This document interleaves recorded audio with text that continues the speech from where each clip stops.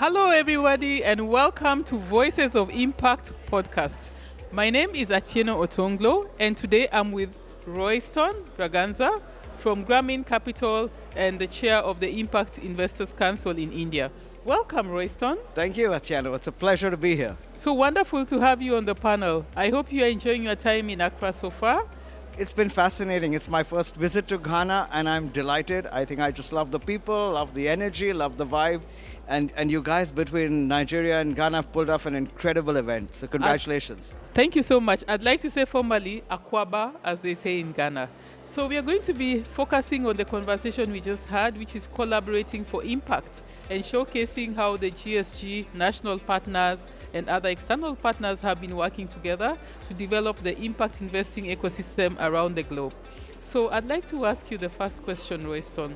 I know India has been a great friend and partner, for example, of Africa over the years, since independence in the 60s and the 70s and even earlier for most African countries. Would you kindly share generally what your thoughts are on what India's strategy is in terms of collaboration for development? I think for us it's extremely important, the African partnership. In the G20 2 years ago in Delhi, the African Union was formally included in the G20 under India's presidency. And so for us it's extremely important, the ties between us as peoples, we're both 1.4, 1.5 billion people each. There are a tremendous amount of similarities, both in terms of the economics, both in terms of politics, but also I think in terms of spirituality. I think there is something that deeply unites us as peoples, and the ability to work together, especially as the challenging headwinds come from the global north. I think this is a moment for us in the global south to stand up and be counted and to be able to really work global south for global south. That's so wonderfully put, Royston. And with that point, it just reminds me that India and Asia in general and Africa and a lot of the countries in Africa, we have a lot of similar challenges. We walked kind of a similar path to impact. But what is it that you think makes India tick? Because we are actually looking up to India, for example, in terms of, for example, technology and scaling, some of the technology-related products, and even for startups, and scaling them up. So could you please share what, in your opinion, you think makes India tick and why India was sort of able to overcome, those challenges and be a leader and an example to be able to look up to, for example, for a lot of the African countries? I think for me, the ability for us to be able to energize the youth. We get a tremendous amount of young talent into technology and then bring them into the mainstream. We see a lot of young people very passionate, especially the millennials, about the environment, about areas of inequality.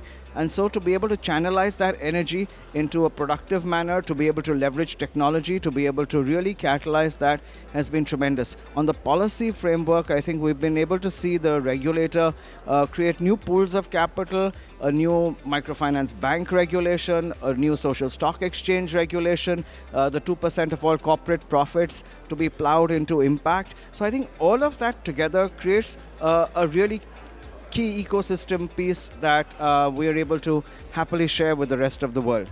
Oh, so that's so wonderful to hear. I'd like to ask you now, where do you see India in the next 5, 10, maybe 20 years when it comes to impact investing? And also, how do you work with the rest of the world and the rest of the regions? Because there's so much to be shared. Are there specific cases or areas where you have also benefited from collaborating with other regions, for example, Europe, the Americas, and other Asian countries as well? That's a great question. I'll take it in two parts. I think where I see India clearly is the trajectory that we're on has been tremendous. We're currently going to be the fourth largest economy in the world and really on track to be able to scale that up. I see us being able to leverage our networks with the global south to be able to everybody grow together.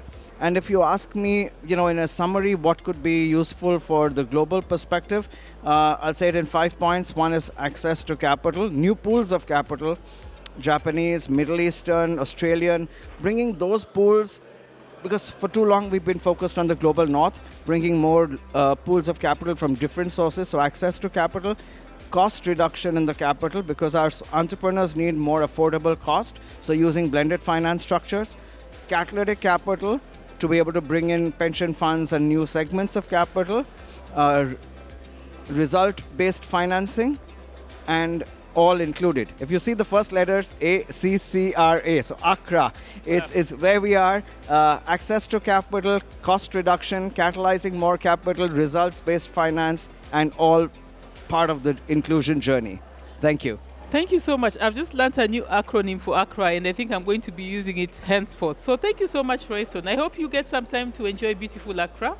I look forward to doing that. Yeah. Thank you so much. Thank you so much. Namaste. And thank you to our audience. Namaste. Thank you so much.